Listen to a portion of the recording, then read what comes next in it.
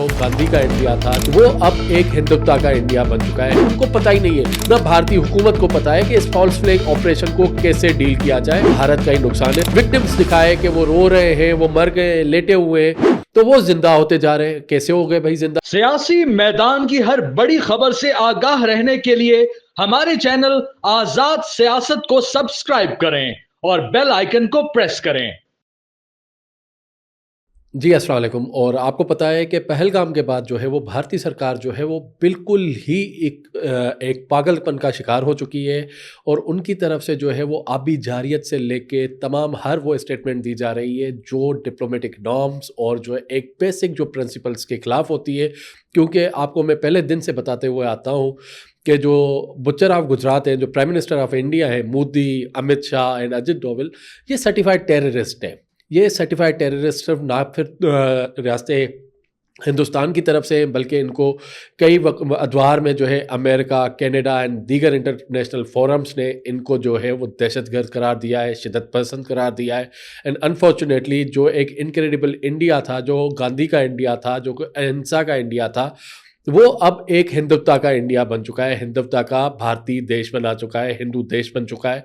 तो उसमें जो है ये मोदी, अमित शाह एंड अजित डोवल जो है वो एक एक्सट्रीम पॉलिसीज पे आ रहे हैं। एंड पाकिस्तान के ऊपर जो है एक उन्होंने जारियत की हुई है, आपी जारियत से लेके मिलिट्री जारियत तक की हुई है। लेकिन अनफॉर्चुनेटली जो उनकी एक और जारियत भी उन्होंने की हुई है वो है जी उनकी मीडिया की जारियत। लेकिन अनफॉर्चुनेटली एक से एक जारियत उनकी एक्सपोज होते जा रही है जी। जैसे कि परसों पाकिस्तान का जो है नेशनल सिक्योरिटी कमेटी का इजलास हुआ। इजलास के बाद जो है भारत को जो है वो एक रेस्पॉन्स दिया गया। उस रेस्पॉन्स के बाद जो है वफाकी वज़रा की जो प्रेस कॉन्फ्रेंस थी, जिसमें नायब वज़ीर आज़म साहब ने, जो वफाकी वज़ीर ख़ारजा भी हैं, वज़ीर दिफा, वज़ीर कानून and attorney general and information minister, सारों ने बैठ के भारत को एक जामिया पैगाम दिया। उसके बाद काफ़ी सारे इंटरव्यूज़ भी आए, उस पर भी उन्होंने उन सारों को लाजवाब कर लिया कि एक जो है वो सेंसिबल काम करना चाहिए। क्योंकि आपको पता है, पहली बात तो ये जो इंडस वाटर ट्रीटी है वो तो एक तरफा सस्पेंड नहीं हो सकती, ना ख़त्म हो सकती है। दुनिया इधर की इधर हो जाए, क्योंकि ये भारत खुद अपने लिए एक बड़ा मसला कर रहा है।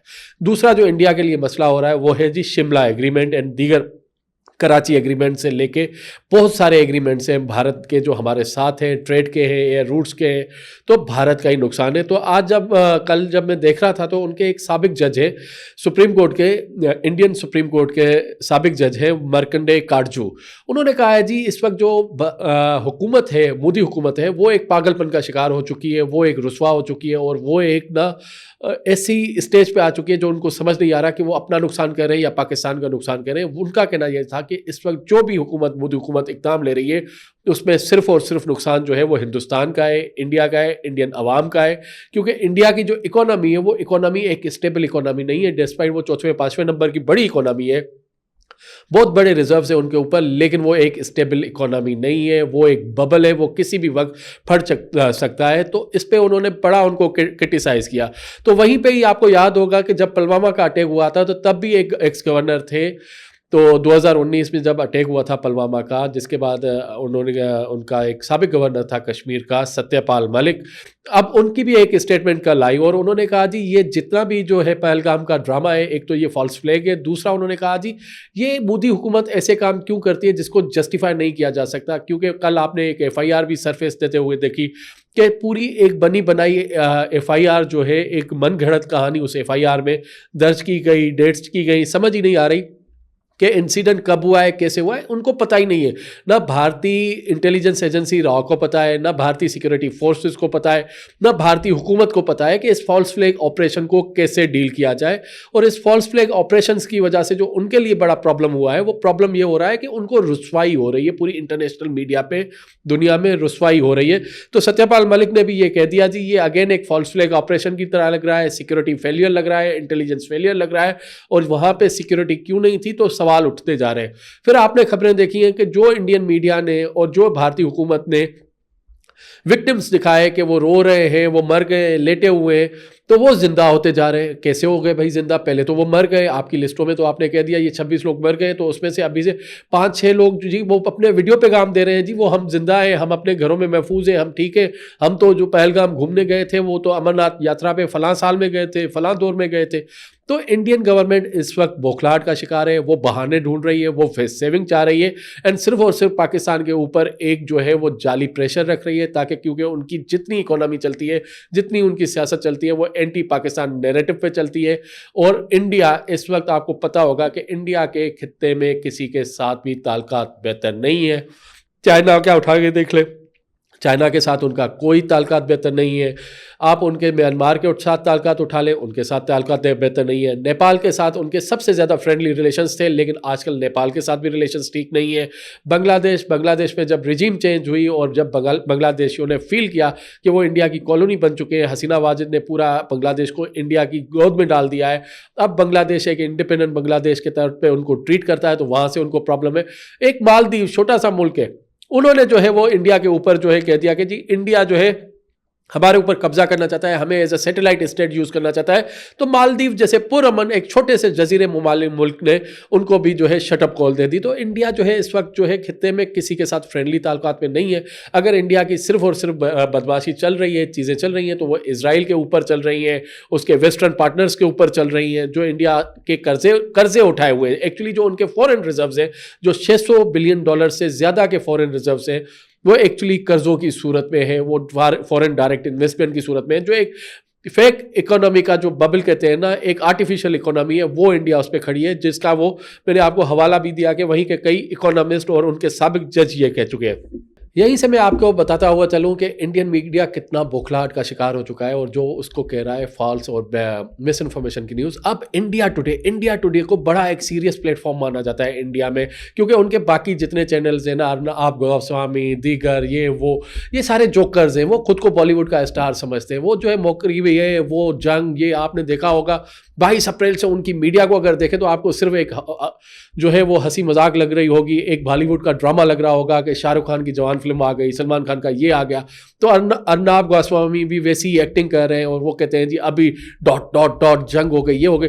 लेकिन जब इंडिया टुडे जैसे प्लेटफॉर्म्स पे भी बैठ के वॉर मॉन्गरिंग और miss information, disinformation and fake news का सहारा लिया जाए। एंड सबसे बड़ी मज़े की बात, आज उनकी एक खबर पढ़ रहा था, वो खबर थी जी आज़ाद डिजिटल के हवाले से। जी हाँ, आज़ाद डिजिटल पाकिस्तान का जो डिजिटल मीडिया का प्लेटफॉर्म है, सोशल मीडिया का सबसे बड़ा, बल्कि मैं उसको कहूँगा कि वो तो पूरी साउथ एशिया का जो है सबसे बड़ा डिजिटल प्लेटफॉर्म है। सबसे बड़े जो है उसके ऊपर तजियाकार, एनालिस्ट, कॉलमनिस्ट आके अपने तजिया देते हैं, पॉडकास्टिंग में सबसे ज़्यादा है और सबसे बड़ी रिपोर्टिंग टीम है।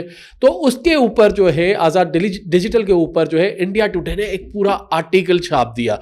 मैं अपने प्रोड्यूसर साहब को कहूँगा कि वो इमेजेस भी दिखा दे कि वो कह रहे हैं कि आज़ाद डिजिटल जो है वो फेक प्रोपेगेंडा कर रहे हैं, 16 फॉल्स फ्लैग की जो है वो ऑपरेशन की खबरें दे रहे हैं। तो उनकी इन्फॉर्मेशन के लिए ये मैं बताता हुआ चलूँ कि आज़ाद डिजिटल एक ऑथेंटिक डिजिटल मीडिया सेल जो है प्लेटफॉर्म है और इस प्लेटफॉर्म से जो है वो ऑथेंटिक खबरें जाती हैं और पाकिस्तान के जितने सीनियर एनालिस्ट एंड जर्नलिस्ट हैं वो आज़ाद डिजिटल मीडिया से वाबस्ता है एंड एक इंडिपेंडेंट प्लेटफॉर्म है। तो इस पर मैं आपको मज़ीद बताता हुआ चलूँ कि इंडिया टुडे के जो एलिगेशन है आज़ाद डिजिटल के ऊपर कि जी उन्होंने 16 फॉल्स फ्लैग ऑपरेशन किए हैं, तो मैं वो 16 फॉल्स फ्लैग ऑपरेशन भी गिनवा देता हूँ। वो 16 फॉल्स फ्लैग ऑपरेशंस का आज तक ना इंडिया ने जवाब दिया है ना दे सका है। जी सबसे पहले उस पे आता है जी 1971 का गंगा हाईजैकिंग, जो कश्मीर से एक फोकर त्यारा जो है हाईजैक होता है, आज तक सबूत नहीं दिए गए। फिर 1995 जुलाई के जो है वो 6 जो है फॉरेन वेस्टर्न टूरिस्ट जो है वो किडनैप करके उनको कत्ल किया गया और उसमें जो वेस्टर्न जो ऑथर्स हैं, द मेडो जो एक बुक है एंडी का और स्कॉट की, उन्होंने उस पर उन इंडिया की साजिशों को जो है बेनकाब किया हुआ है। फिर आ जाए 2001 के इंडियन पार्लियामेंट्स के अटैक, जिसपे इंडिया खुद कह चुका है, जनरल परवेज मुशर्रफ से उनका एक्सक्यूज़ किया था वाजपेयी ने और उसके बाद पाकिस्तान ने एक दोस्ती बस का भी आगाज़ किया था। फिर आ जाए जी 2002 में गोधरा एक्सप्रेस, 2007 में समझौता एक्सप्रेस, 2008 में मुंबई हमला, जिसका CBI का जो ऑफिसर है, स्पेशल इन्वेस्टिगेशन मेंबर का टीम का, उन्होंने कहा जी जो है समझौता और जो है मुंबई अटैक्स जो है वो एक फॉल्स फ्लैग ऑपरेशन से, ये हम नहीं कह रहे, ये उनके अपने लोग कह रहे हैं।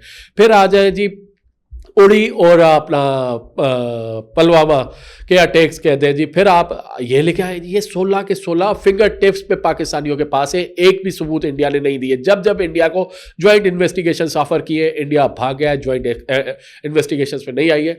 तो आपको बताते हुए चले कि जी जो इंडिया टुडे की जो स्टोरी है वो एक फेक है एंड आज़ाद डिजिटल मीडिया अपनी रिपोर्टिंग पे कायम है, अपनी रिपोर्ट जो करता रहा है वो एक फेक बेस है और उसके तमाम सबूत मौजूद हैं, फुली रिसर्च बेस्ड उसके आर्टिकल्स एंड एनालिसिस होते हैं। यहीं पे मैं एक और एक्सक्लूसिव खबर देता हुआ चलूँ जी, आपको पता है कि इंडिया में जो है इस वक्त 30 से 35 जो है वो सेपरेटिस्ट मूवमेंट चल रही हैं, जो इंडियन हुकूमत, इंडियन आर्मी, इंडियन की जो शिद्दत पसंद पॉलिसीज़ हैं उनके खिलाफ है। उनमें जी सबसे पहले खालिस्तान आता है, मिज़ोरम आता है, मणिपुर आता है, वेस्टर्न जो है इंडियन की कुछ और मूवमेंट्स हैं, नक्सलाइट्स आ जाते हैं, बंगाल का इशू आपके सामने चल रहा है उनका।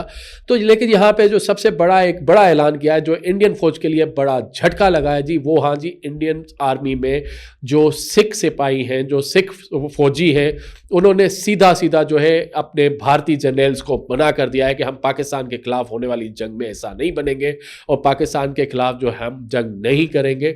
तो ये एक बड़ी खबर आ रही है कि जी जो इंडियन फौजी हैं, इंडियन आर्मी के जो सिपाही हैं, उन्होंने अपने कमांडेंट्स को बता दिया है, उन्होंने अपने अफसरान को बता दिया है कि जी हम जो सिख हैं, जो हम सिख हैं, वो हम पाकिस्तान आर्मी के खिलाफ नहीं लड़ेंगे और इस जंग में हम भारतीय फौज का साथ नहीं देंगे। और जब हमारी बात हो रही थी गुरपतवंत सिंह पन्नू से, जो उनके सिख रहनुमा हैं, जो बाहर से बैठ के खालिस्तान मूवमेंट को भी डील करते हैं और जिसके ऊपर जो है पूरा पंजाब मुत्तफिक है, पूरी सिख बरादरी मुत्तफिक है, तो उन्होंने इस चीज़ को कन्फर्म भी किया और उन्होंने कहा जी जो भारत जो मोदी है वो सिर्फ और सिर्फ जो है सिखों का कत्लेआम चाहती है और सिखों के साथ भारत हमेशा से नाजायजी करते हुए आती है। और आपने देखा है कि हमारा जो रेफरेंडम है वो सक्सेसफुली पूरी दुनिया में हो रहा है और बहुत ही जल्द जो है वो खालिस्तान आज़ाद भी होगा, भारत से आज़ादी लेगा। लेकिन इस वक्त जो सबसे बड़ा खुशाइन बात है कि जो सिख फौजी है इंडियन आर्मी में, वो उन्होंने सीधा जवाब दे दिया है अपने कमांडेंट और मोदी सरकार को कि पाकिस्तान के खिलाफ हम कोई भी एडवेंचर नहीं करेंगे, किसी जंग का हिस्सा नहीं बनेंगे। तो ये बहुत बड़ी एक डेवलपिंग स्टोरी है। लेट्स सी के इंडियन जो है अब मोदी गवर्नमेंट जो है इस वक्त एक सिर्फ और सिर्फ रुसवाई का शिकार है, क्योंकि इकोनॉमिक मास पे उनको जो है वो रुसवाई हो रही है, क्योंकि उनकी एयर स्पेसेस, उनका ट्रांजिट ट्रेड, दीगर ट्रेड्स वो बंद है। दूसरे नंबर पर उनके ऊपर जो है अपने ही अपोजिशन के जो लोग हैं उनको वो गिरफ्तार करते हुए जा रहे हैं। जैसे कि उन्होंने आसाम के MLA member of legislative assembly में उनको वजीर आला ने अपना ही मेंबर जो है वो पाकिस्तान का इल्जाम लगा के गिरफ्तार करवा लिया है, क्योंकि वो मेंबर जो था वो all India United democratic front का मेंबर था, एक इलेक्टेड मेंबर है। तो यहीं पे इंडिया ये भी बता रही है जो लार्जेस्ट डेमोक्रेसी का दावा करते हैं वो भी उनकी दफन हो चुकी है। तो एनीवेज देखते हैं कि अब इंडिया के पास सिर्फ अपनी फेस सेविंग के अलावा, अपनी रुसवाई को बचाने के अलावा क्या ऑप्शन है, क्योंकि Pakistan national security committee meeting ने पाकिस्तान की जितनी top political and military leadership है, आप देख लेंगे, सेनेट के हो, नेशनल असेंबली के हो, पॉलिटिकल पार्टीज, पाकिस्तान तहरीक इंसाफ हो, पाकिस्तान मुस्लिम लीग हो, पाकिस्तान पीपल्स पार्टी हो, जो पार्टी है, क्योंकि आपको पता है जब भी भारत ने जारियत की है, चाहे वो मिलिट्री जारियत है, चाहे वो आबी जारियत है, तो ये जो 24-25 करोड़ आवाम है वो पाक फौज के साथ खड़ी है और उन्होंने पाक फौज के शाना बशाना खड़े होकर जो है भारत की जारियत का मुंह तोड़ा है। और अब भी अगर भारत ऐसा कोई एडवेंचर करती है तो कौम के अज़ाइम है कि उनको भरपूर जवाब दिया जाएगा, दुगना जवाब दिया जाएगा, चाहे वो कन्वेंशनल हो या अनकन्वेंशनल हो। Pakistan will go for till the last और अपने मफाद को बचा करने के लिए हर मुमकिन इक़दाम उठाएगा।